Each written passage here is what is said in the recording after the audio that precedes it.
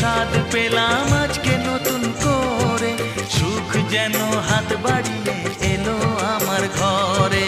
স্বপ্ন